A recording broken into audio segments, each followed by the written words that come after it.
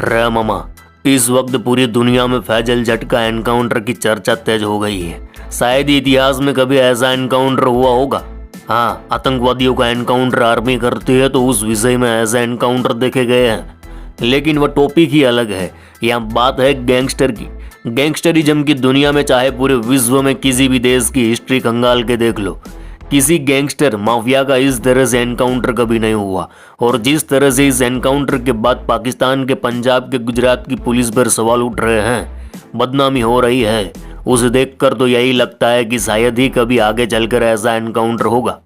800-900 police वाले, सैकड़ों बख्तरबंद गाड़ियां, मॉडर्न हथियार का जखीरा, हेलीकॉप्टर से बरसती गोलियां, बावजूद फैजल जट न भागा न छिपा, मुकाबला करता रहा। इसलिए एक ड्रग माफिया के लिए पूरे पाकिस्तान में चर्चा हो रही है कि बंदे में डेयरिंग था, जिगरा था। कुछ लोग तो उसे लीजेंड बता रहे हैं। लेकिन एक सवाल है कि एक माफिया को पकड़ने के लिए क्या इतने बड़े लाव लश्कर की जरूरत थी? क्या वह इतना बड़ा माफिया था, या फिर कहानी कुछ और है? एक बात है जो जंगल में आग की तरह फैल रही है कि फैजल जट को खल्लास करने पुलिस ने 40,000 से ज्यादा गोलियां चलाई। अब इस बात में कितना वजन है, आइए सब कुछ विस्तार से जानते हैं।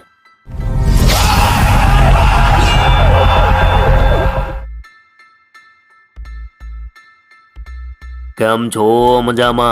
अरे मामा, पहले बात करते हैं कि एक क्रिमिनल के एनकाउंटर के बाद उस क्रिमिनल की वाहवाही क्यों हो रही है, लोग उसे लीजेंड क्यों बता रहे हैं। आज ये समझना बेहद जरूरी है। तो सुनो मामा, कुछ दिन पहले हमारे हिंदुस्तान में एक फिल्म रिलीज हुई थी, पुष्पा, जिसमें पुष्पा राज कानून की नज़रों में एक विलेन था, लेकिन लोगों ने उसे हीरो बना दिया क्योंकि उसमें हिम्मत थी, डेयरिंग था। वह बेशक काम इनलीगल करता, लेकिन उसकी नीयत में खोट नहीं थी। वो लड़ाकू था और लोग उसे ही याद करते हैं जिसके जिगर में भी जिगर हो, जो किसी के बाप से ना डरता हो तो लोग उसे पूजते हैं। इसलिए वायलेंस और क्राइम होने के बावजूद लोगों को पुष्पा का किरदार पसंद आया। इससे पहले एक और फिल्म आई थी, एनिमल, जिसमें वायलेंस ने सारी सीमाएं पार कर दी थी। फिर भी लोगों ने उस किरदार को बहुत प्यार दिया क्योंकि वह भी डेयरिंग वाला था, लड़ाकू था।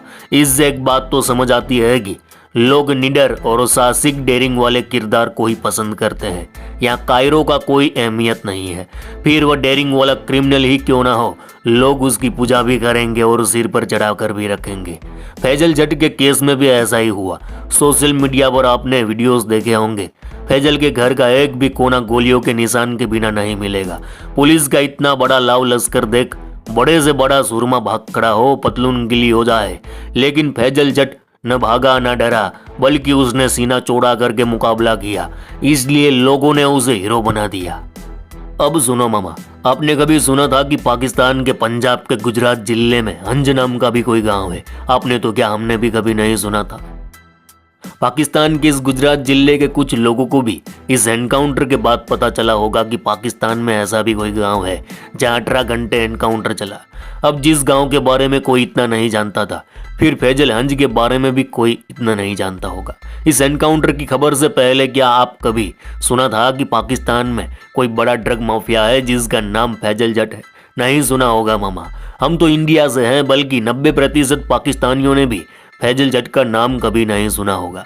इसे जानते होंगे इस गांव के आसपास के लोग या इस एरिया के लोग, क्योंकि ड्रग की स्मगलिंग करता था तो पर्चे भी थे और काली कमाई के पैसे भी थे, तो इलाके के और गांव के लोग जानते होंगे, बाकी कोई नहीं जानता था। तो यहाँ सवाल ये उठता है कि इतने मामूली ड्रग माफिया को मारने 18 घंटे लंबी मुठभेड़ क्यों चली? हेलीकॉप्टर क्यों मंगवाना पड़ा? यहाँ तक कि 35 से 40 हजार गोलियां चली, आखिर क्यों? इन सवालों के जवाब हम आपको कल के एपिसोड में देंगे, लेकिन हमें जानना है कि वह हीरो कैसे बना और 40,000 गोलियों का सच क्या है।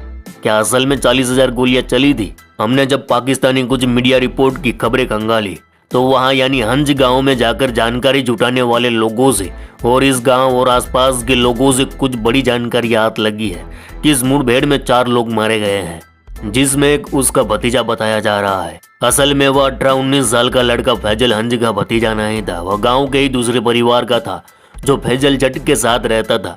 इसमें तीसरा जो मारा गया वह फैजल जट के लिए चाय बनाने का काम करता था, जो हंज गांव के पड़ोसी गांव का रहने वाला था।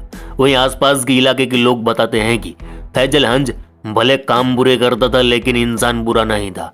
लोगों का कहना है कि फैजल हंज को इतना बड़ा बनाने के पीछे सबसे बड़ा रोल गुजरात पुलिस का ही है, क्योंकि फैजल तो पहले से ही खुद सरेंडर कर सारी तफ्तीश के लिए तैयार था, लेकिन उसकी शर्त थी कि जांच हो तो सही तरीके से हो, क्योंकि उस पर आरोप लगा था कि उसने एक पुलिस वाले को मार दिया, इसलिए यह एनकाउंटर हुआ।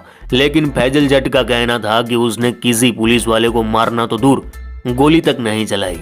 उस पर झूठे आरोप लगाकर फंसाया जा रहा है। अब फैजल की बात में कितनी सच्चाई है इस पर हम कल बात करेंगे और सारी सच्चाई बताएंगे। तो लोगों का कहना है कि जो 18 घंटे मुठभेड़ चली वह स्वाभिमान और ईगो के चक्कर में चली। पुलिस चाहती तो ना तो ये एनकाउंटर होता और ना ही फैजल समेत 4 लोग मारे जाते और ना ही फैजल हंज एक बड़ा ब्रांड बन पाता। लेकिन फैजल हंज की एक गलती ने गुजरात पुलिस को चुनौती दी, या यूं कहें फैजल हंज अब पाकिस्तान की गुजरात पुलिस के लिए कोई काम का नहीं रहा था, इसलिए उस एनकाउंटर में मारने का प्लान बनाया गया। आखिर फैजल जट की वह गलती क्या थी, कल बताएंगे आपको।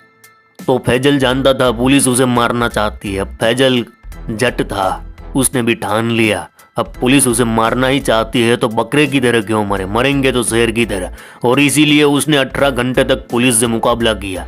अब दूसरी कहानी ये भी बताई जाती है कि एनकाउंटर तो 1 घंटे में खत्म हो गया था, लेकिन इस फेक एनकाउंटर को रियल एनकाउंटर दिखाने और फैजल जट एक बड़ा क्रिमिनल है ऐसा दिखाने के लिए पुलिस ने इस एनकाउंटर को लंबा खींचते खींचते 18 घंटे तक चलाया और इस चक्कर में 35 से 40 हजार गोलियां चली। अब एक क्रिमिनल 18 घंटे पुलिस से मुकाबला करता रहा, ये बात लोगों में फैली तो फैजल जट के डेयरिंग की चर्चा होने लगी। लोग उसे ताकतवर समझने लगे, ब्रांड समझने लगे, योद्धा समझने लगे और यहीं से सोशल मीडिया पर फैजल जट के एनकाउंटर की चर्चा और तेज हो गई। लोगों ने उसे हीरो मान लिया। यहाँ बता दें कि ये सारी बातें तर्क वितर्क है, इन बातों का कोई प्रमाण कहीं नहीं मिलेगा। तो मामा आज के लिए बस इतना ही। चलो इस गुज्जू भाई का राम राम, कल का वीडियो देखना ना भूले।